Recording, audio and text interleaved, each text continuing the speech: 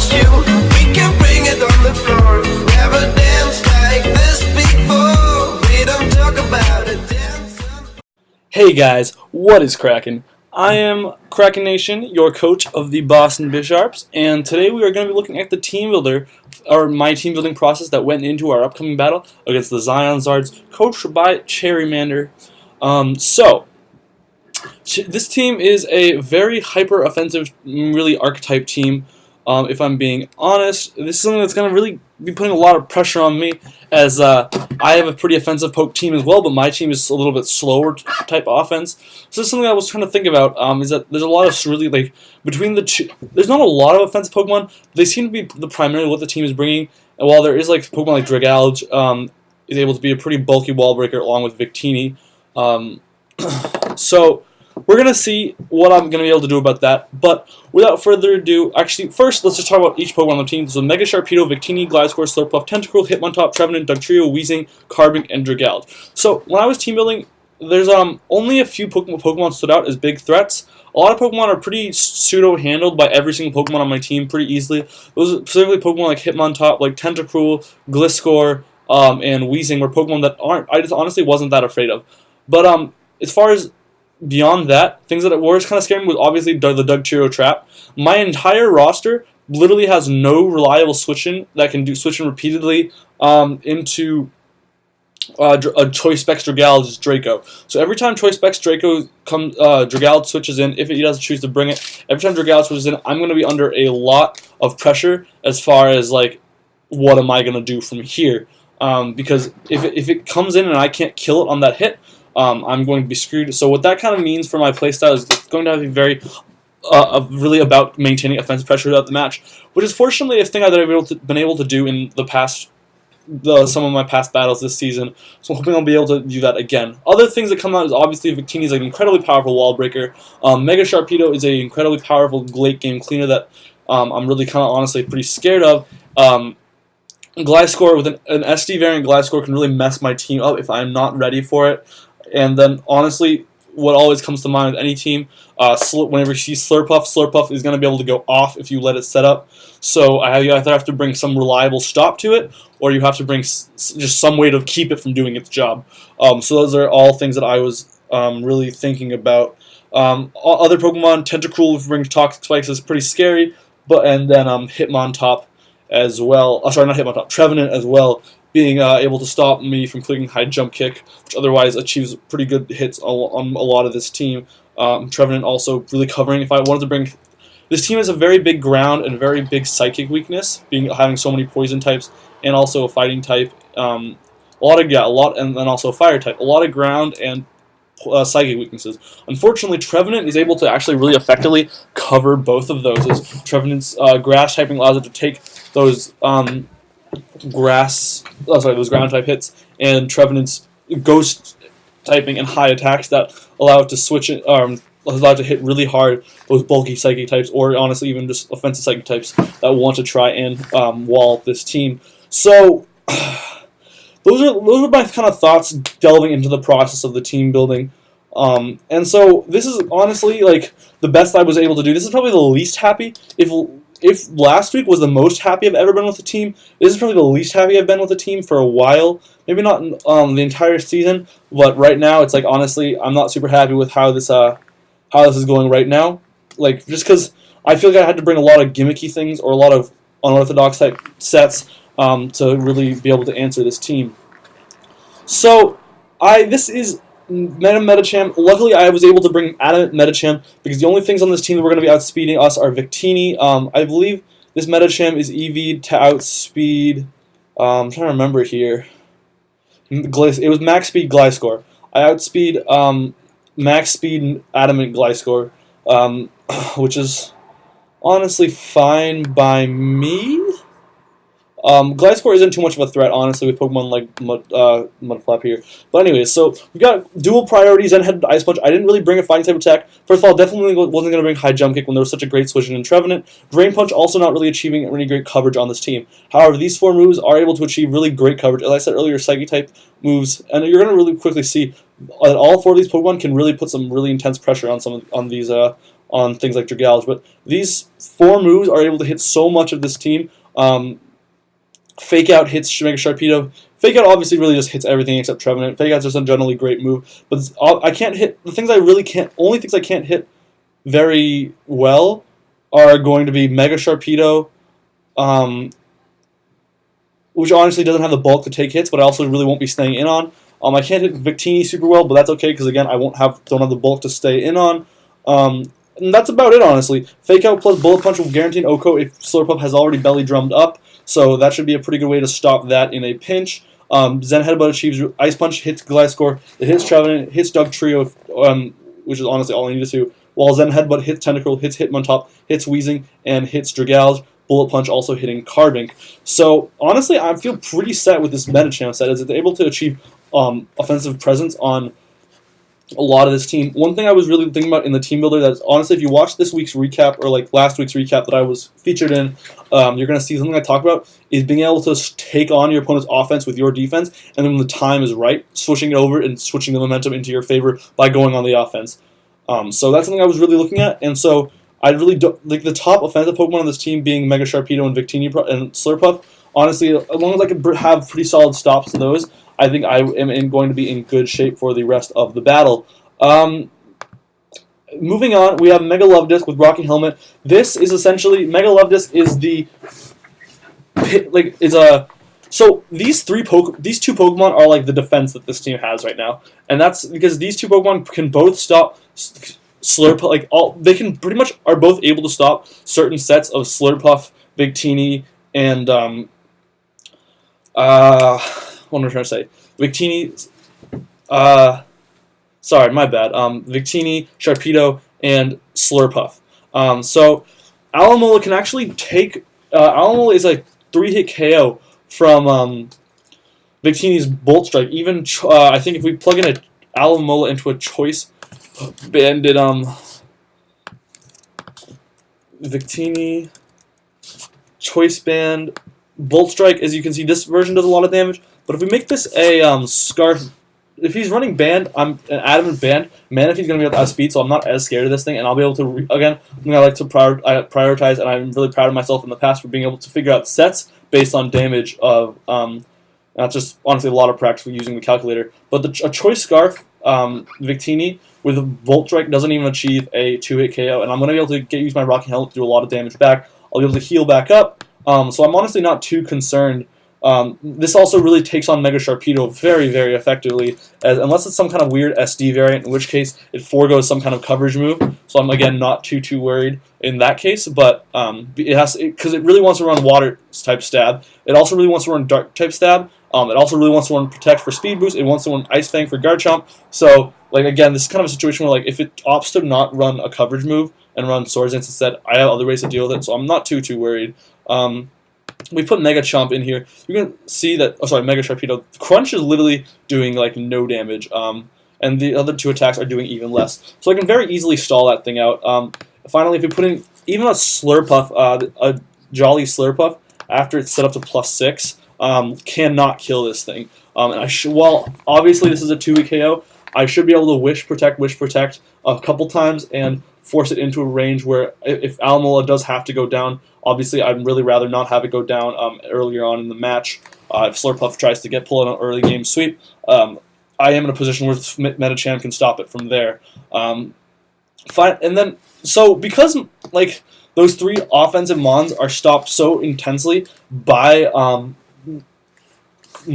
Alomola, but Alomola is going to be really pressured to stop all 3 of them at once. Just like Alomola is a great Pokemon, but no defense. Like the name of the game with wall breaking and a wall like Alomola is to whittle them down and just keep forcing them to like either keep wishing. And like the point is that it's a really good way to break down a wall is to wear it down with multiple Pokemon that all share it as a check or counter, and then after a while it will get whittled down. So I wanted to bring up some backup for Mega Love Disc. Quagsire being a great Pokemon for this. It's a Pokemon that Quagsire is a 3-season veteran of the Boston Bisharps. Actually, to date, the Pokemon that has been on the Boston Bisharps lineup the most. So I'm pretty excited to have it coming back. I'm using the nickname Mudflat this season. I really like that nickname. But this is going to be the standard set that it always runs. So while this set, what you're going to notice quickly is if we put in Quagsire, whereas Alomola struggles the most with Slurpuff, this Quagsire set struggles the most with so Slurpuff, as you can see, obviously this set is like the best answer to Slurpuff. They're both like not as good answers to Victini as even Choice Band and Victini can do a lot of damage. That said, honestly, I'm not too scared of that because unless the only Victini set that would scare me would be a special Victini, and if it's a special Victini, honestly, like Garchomp is going to be fine from there. So I'm not too worried about it. I have other options to special Victini that, like, if it's running special move, it can't really hit a lot of my team. At least that's what I feel. Regardless, this set does struggle the most with Sharpedo. If we plug in Mega Sharpedo, as Crunch does have a chance to 2-hit KO, and that's not a chance that anybody really wants to repeatedly have to take, because that means I have to take a Toxic. I have to Toxic him. I can't. That means I can't switch in. One thing to note is that a move to be a reliable switch in, this has to say guaranteed 3-hit KO. That's just how the world works. It's like if you want to be a reliable switch in, do something, you have to be able to take a 3-hit KO and recover on that turn. Honestly, this thing cannot answer Sharpedo nearly as well as Alomola can, so that's something I'm really going to have to be aware of. If it is a Swords Dancing Sharpedo, Mudflap's going to be the best chance I have, so from there we're going to have to see. I might have to end up relying a lot more on Leg Day to get some fake outs on it. But beyond that, obviously Mudflap fears Grass Knot, so that's going to have to be something I'm super careful about. However, one thing I'm banking on is that I haven't brought Quagsire yet, and everybody knows, like, Alomola is in most cases a superior Pokemon to Quagsire. They fill very similar roles, while Quagsire has an arguably better typing. It does also have a 4x weakness. So what I'm banking on is that the fact that I haven't brought it at all this season is going to mean that people aren't going to bring HP Grass and Grass Knot so much, which was a really big problem last season with Quagsire being my only really good defensive Pokemon, defensive physical Pokemon. I was forced into a situation where, like, I had to constantly bring in every battle to stop prompt physical attackers. Not only does Mudflap have an underwhelming defensive presence with 95, 85 being like solid bulk with investment, but again not really wall status. It was also really struggling with, like, when people knew that I was going to bring it as my defensive wall, people started bringing HP Grass. But when people see Alomola, they want to bring electric type attacks, especially because electric type attacks are going to usually do a lot more of things like Thunderbolt or Giga Drain. But looking at this team, this was a time to bring Quagsire, because unless that's Grass Knot Victini or Energy Ball Slurpuff, both of which are very niche, I'm not too scared that he's going to bring that. Obviously, if he does bring it, I'll have to play around it, because if Slurpuff is running Energy Ball and Quagsire falls to that, we are going to be in a lot of trouble, because Slurpuff with Energy Ball, honestly, one second.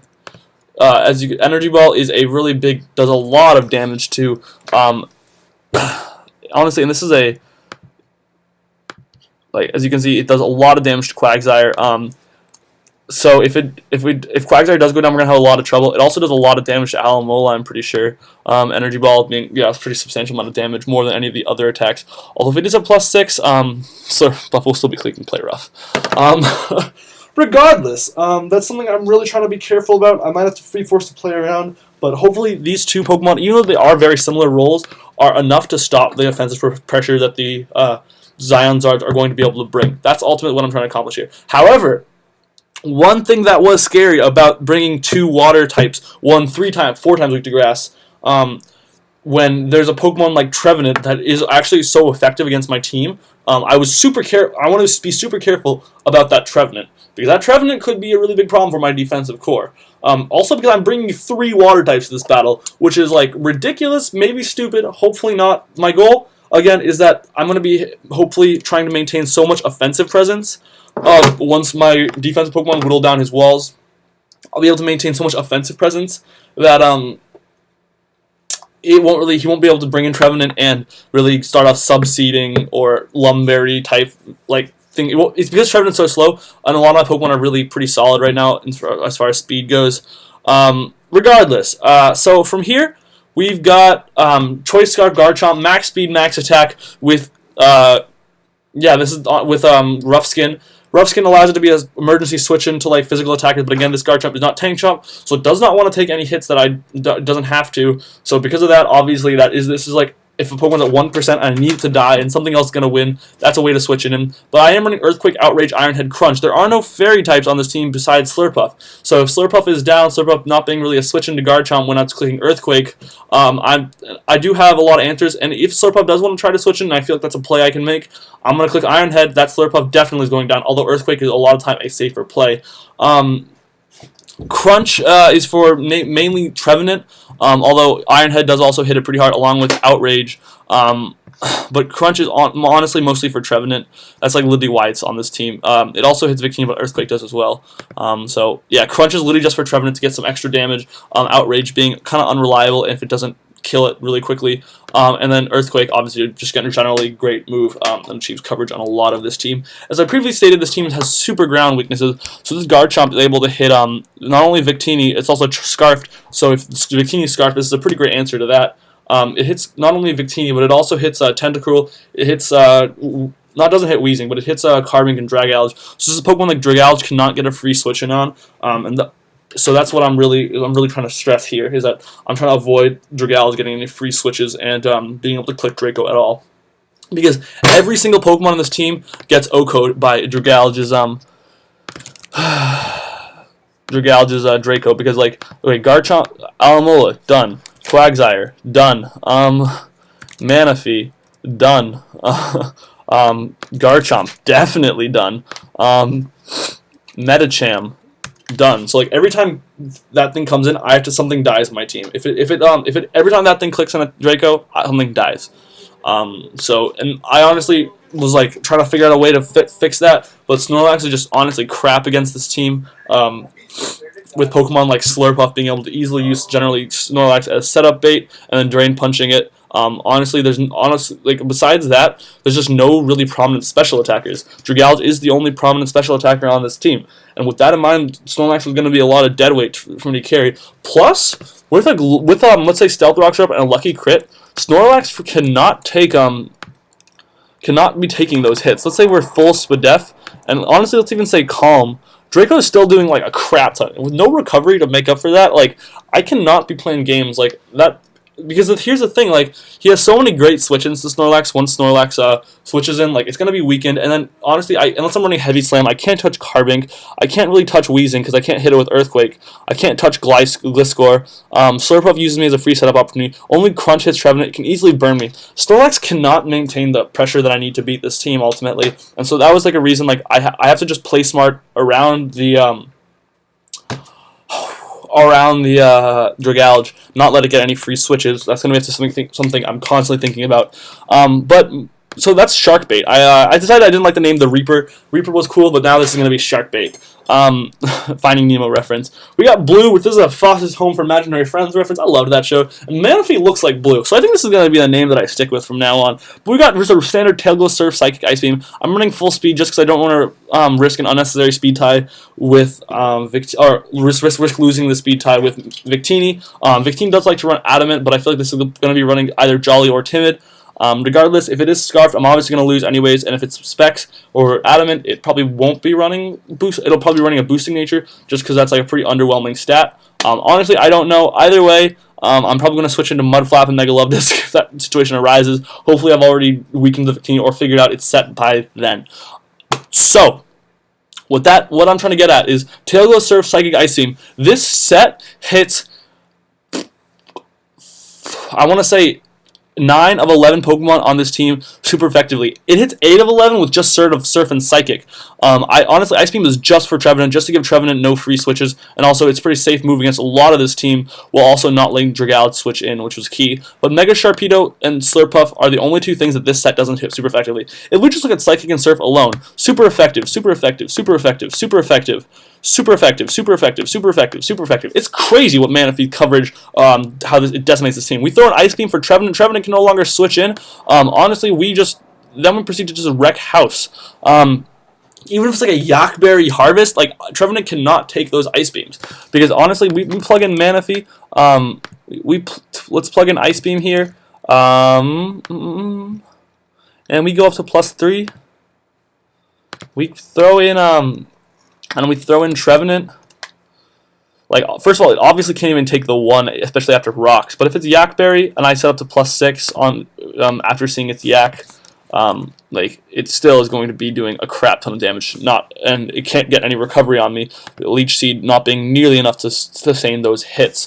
So yeah, this is a pretty great set just for this team. Standard leftovers. I haven't seen the need to run Salakberry just because of the things I'm going to be outspeeding. I'm guaranteed outspeeding anyways. That's things like that's basically this entire team, honestly. Dugtrio being a problem, but Dugtrio is not a problem you can fix because it's going to trap something and memento it. Hopefully, when it does do that, he tries to switch in a setup sweeper or something, and I'm able to utilize these two.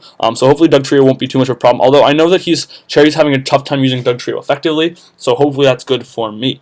But yeah, great coverage. Manaphy just kind of hopefully doing what it does almost every game, which is just set up a Tail Glow and Wreck House from there. The final set is a Life Orb Magic Guard Trick Rooming Reuniclus. This is an all-offensive Reuniclus. Essentially, what this set is here to do is be a late-game cleaner. Again, Psychic is a great type against this team. So, and between Psyshock and Focus Blast, I'm hitting basically everything as hard as I need to, except Victini. Psyshock, Trevenant cannot take Psyshocks, especially because Trevenant likes to run special defense, because it has Will-O-Wisp usually. Nothing on this team can take these Psyshocks. I'm going to put that out there right now. Mega Sharpedo can't take a Focus Blast, so if I get up a Trick Room, this is pretty much essentially a game winner, game-winning cleaner. Once Victini's weakened, I can really just weakened or killed Life Orb Magic Guard with this kind of a special attack stat. I can also take a hit and hopefully be able to set up Trick Room. And then Recover is there because I honestly didn't feel like I needed another slot. I was considering running Shadow Ball, but Psyshock already does like more damage than a Shadow Ball would to especially defensive Trevenant, honestly, being stab and also hitting on its weaker side. I was considering running some move to hit Victini, but Shadow Ball is basically all it would have done it. There isn't really a move that hits it any better, and Recover lets me, like, let's say somehow I need to be able to take a hit from like Gliscor because I can't kill it, which is a possibility. I was considering running HP Ice actually, but one second, let's try this. The thing is, I also am not really expecting Gliscor just because he sees Manaphy, he sees the Pokemon that really mess up Gliscor, but I decided I didn't really need it anyways, and I'm also Magic Guard, so it's not like Gliscor can really touch me. But the recovers for situations like that is essentially what I'm trying to get at. I decided to prioritize it over Hidden Power Ice, which was literally going to be just hit Gliscor, which was actually the move I had previously in this spot. But if we calc Reuniclus, actually, I had some Patriots names until the Patriots lost yesterday. Yes, I am a Patriots fan. We throw in Gliscor. Physically defensive Gliscor can't touch me. Recover lets me heal back instantly. Psyshock does that much. If I put Hidden Power Ice here, it is going to probably achieve a kill. So that's actually going to be something I should think about maybe, because Psyshock is doing no damage. But if Gliscor is offensive, let's say 252... and it runs knockoff, it's going to be doing a lot of damage to me, especially if we manage to get a Swords Dance up. So that's going to be scary. That's going to be a KO. Maybe I should replace that with Ice Beam. I just don't want to be in a situation where I'm going to replace this with Hidden Power Ice actually for Gliscor. That's interesting. This was a really big debate I was having just because I didn't want to be stuck in a situation where something was going to be weakening me to the point. But the point is that this game Pokemon is a late game cleaner, so all it really wants is to achieve the coverage it needs. It already does hit so hard with Life Orb, Magic Guard, and this high of a special attack set. So I'm actually going to import this entire team, because I think I made some other change. I'm forgetting what I did. Regardless, this is a team that I am pretty happy with, but I am less happy than I have been with last week's team, because the main problem that I'm having with this team is the 3 water types, mainly the fact that 2 of them are defensive water types, accomplishing literally almost the exact same role on this team. But the thing is, they're so effective at stopping the things that they're stopping at, and then together, there's like no way the offensive presence of this team is going to be bust through me. If Trevenant gets in and starts sub-seeding, that's my one kind of concern in this battle. Like, there we go, I said it. My biggest concern in this battle is going to be Trevenant sub-seeding. Like last battle, Swords Dance Absol was scaring me in the team builder, and that ended up coming. Sub-seeding Trevenant's going to be scary. Because obviously it can click Phantom Force. I don't have a good switch in for Phantom Force. However, and if it's behind a sub, I have to make sure I don't let it get a sub up, essentially. So between Trevenant and Dragalge, I've got my work cut out for me. Cherrymander does have a pretty great matchup against me, so we're going to see how this goes. Regardless, I hope you guys enjoyed the video. As always, leave a like, comment, rate, subscribe. It's always greatly appreciated. And stay tuned. Wish me luck in next week's battle. On something. Okay, so this thing's dead. Let's hopefully... Boom! Yes!